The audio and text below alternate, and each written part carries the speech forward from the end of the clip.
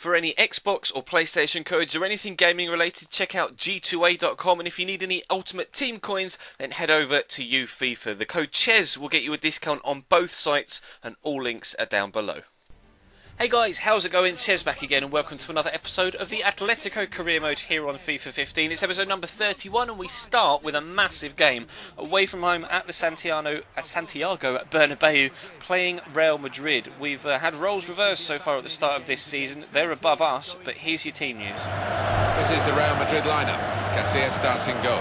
Fabio Thurs starts with Carvajal in the fullback positions. Luka Modric starts. He is back from suspension. Karim Benzema is the lone striker today.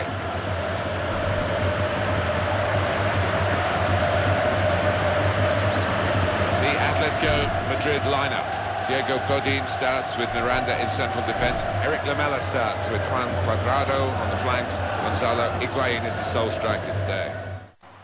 So as we say, roles reversed at the start of this season. If you remember last year, Real had a really tough start to the year and actually found themselves in lower to mid-table, or mid to lower table rather, after a few games. This year they've started a little bit stronger, and they started stronger in this game as well. As you can see, Cristiano Ronaldo putting them 1-0 up.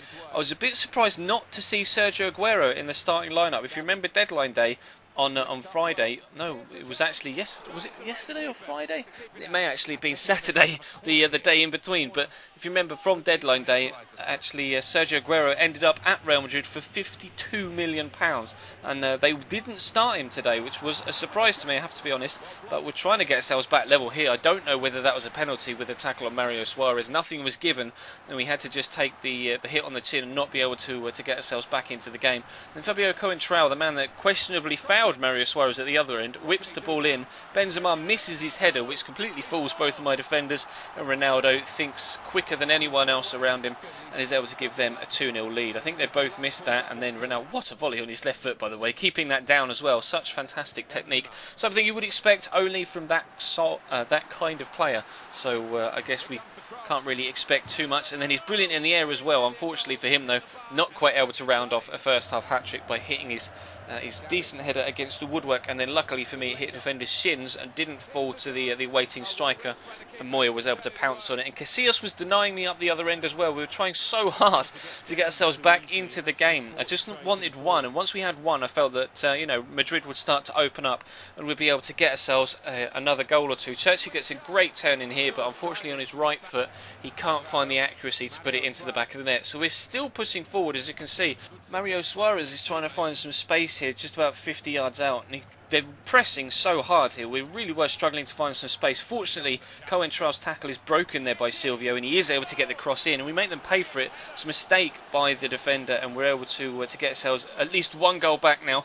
The question was, were we going to be able to get a second? I made a couple of changes, Juan Cuadrado and Gabi coming off for Koke and Saul, trying to give some fresh impetus to the midfield. Was a couple of fresh legs, or 4 fresh legs I guess technically, to give us the extra bit of energy to push forward and try and get an equaliser. And Saul was the man on the ball here, turns Khedira once, then turns him again, and then smashes in the good shot, but unfortunately Iker Casillas is down well again to deny us, and unfortunately he was the difference. Ronaldo was the player to do all the work at one end, and Casillas was able to do all of the work at the other. So unfortunately we lose 2-1 to our big neighbours, and that's now a defeat against Real and a defeat against Barcelona in the opening few games. So we really need to pick up some points against Real Sociedad if we possibly can. They too haven't had the best of starts to the season. As you'll see, we're 10th, they are 12th.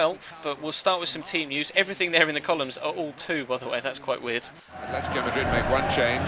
Diego Godin starts with Miranda in central defence. Mateo Kovacic plays with Gabi in the centre of the park. In attack, Gonzalo Higuain starts. He's been in tremendous form recently.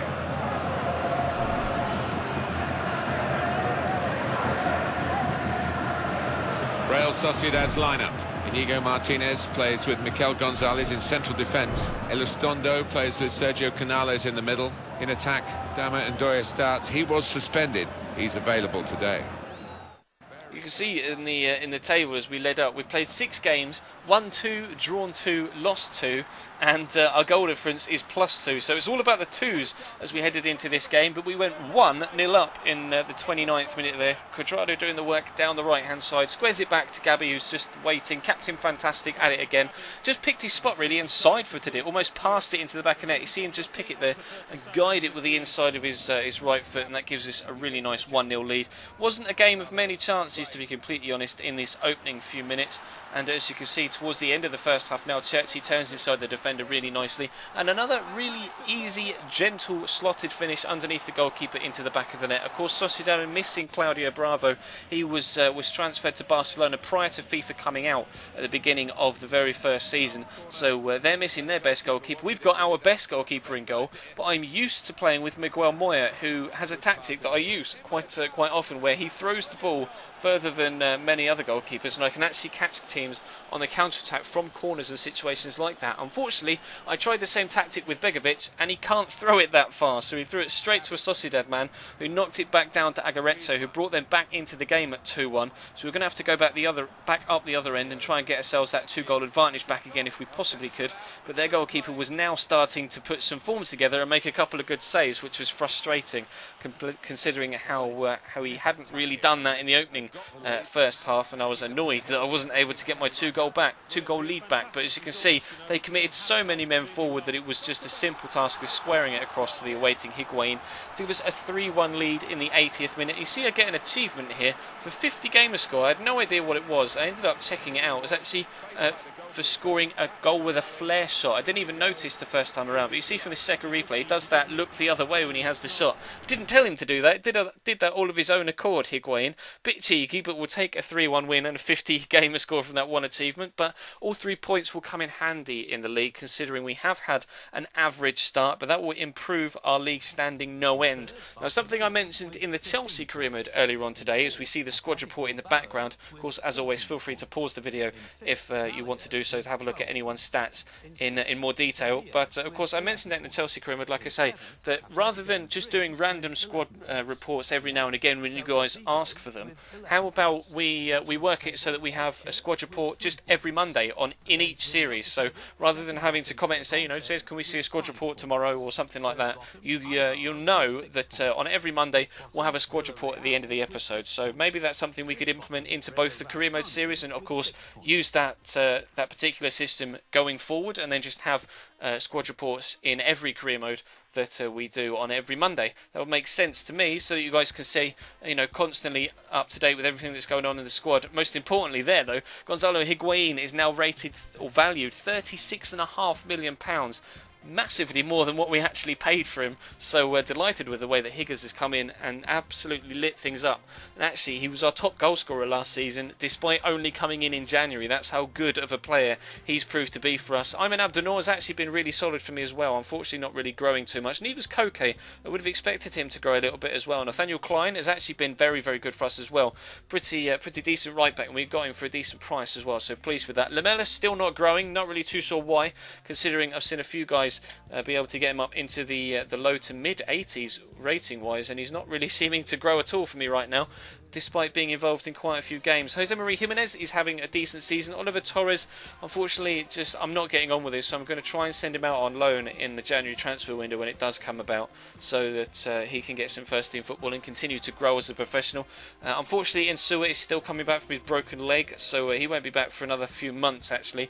Begovic has been good for me so far, really good actually. It was only me letting him down in that Sociedad game that meant that he actually lost his clean sheet, and the rest of the players are out on loan. Actually, a couple of them growing quite nicely. Aquino we played against the other day when we had Villarreal, so we know he's doing quite well because he had actually a very good game against us, as did Christian Rodriguez, the player that we actually sold to Villarreal in the transfer window before that. But as you can see, we currently sit bottom of our Champions League group thanks to the game yesterday, but we are much improved in La Liga, up to 7th now and only 3 points away from 4th. So the Champions League spots aren't that far away. We're only 2 games away, 6 points from Valencia at the top of the table, although Real and Barcelona have had better starts this year than they did last, so it might be a harder task to try and catch them down. Of course, Barcelona pipped us to the league title last year. We'll try and reverse roles for them in the end of this particular season. But we're doing better now in the league. That 3 points against Sociedad really did help the situation, so hopefully we can continue that in the upcoming episodes. But that is going to bring today's to a close. So of course, feel free to leave the video a like if you enjoyed. That'd be absolutely superb. Thank you again for 33,000 subscribers. We hit that over the weekend. If you aren't subscribed, then hit that sub button, and maybe we could hit 34 sooner rather than later. Who knows? But you'll see on screen on the end slate that there are some links in the description to my Twitter, to my Instagram, and to my Facebook. Feel free to follow me or add me on any of those. Most importantly, the Twitter. That's where I'm most active. If you guys want to get in touch or whatever, just have some interaction with my subscribers. That's the best place to do it. But that's going to bring today's episode to a close. Thank you very much for watching. We'll have Chelsea and my player tomorrow, and I'll see you next time.